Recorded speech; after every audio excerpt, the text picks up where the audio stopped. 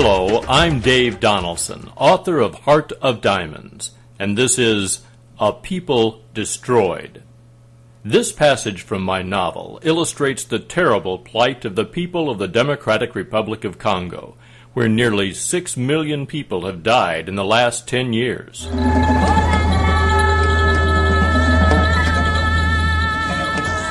Before them was a small clutch of thatch huts, scattered beneath a huge mahogany tree beside the road, like giant weaver bird nests fallen to the ground. The morning light would slant under the tree, but the thick leaves would block the hot midday sun. A vegetable garden protected by a sickle bush fence lay nearby. In the shadows under the tree, the hard-packed earth beneath the huts was littered with shapeless, glistening lumps, the sprawled bodies of people who had been hacked to death.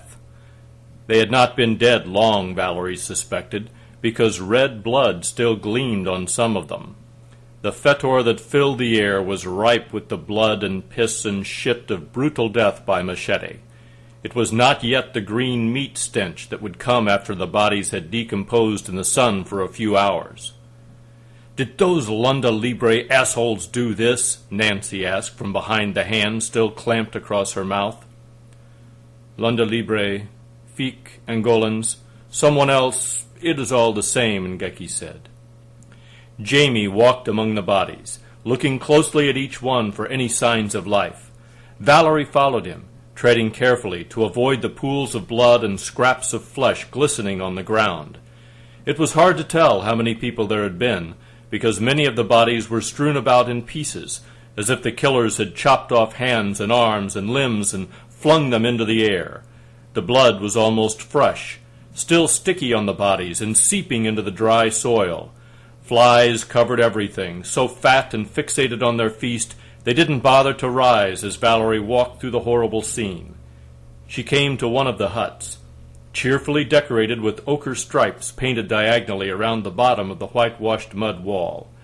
The decorations were stained by a brown splash of dried blood mixed with clumps of hair and bone. The body of a tiny boy lay crumpled next to the wall, his head like a crushed, pulpy papaya. "This was the family of Mr. Sammy," Ngeki said.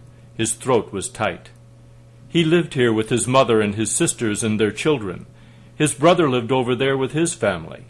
He pointed to another brightly painted hut a few paces away from the tree. "They were businessmen, Mr. Sammy and his brother." There was a single-room cement block building with a tin roof across the road.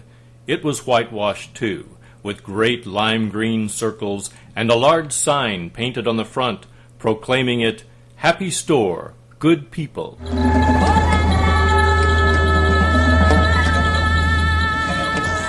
Thank you for supporting the people of the Congo and for listening to this passage from Heart of Diamonds.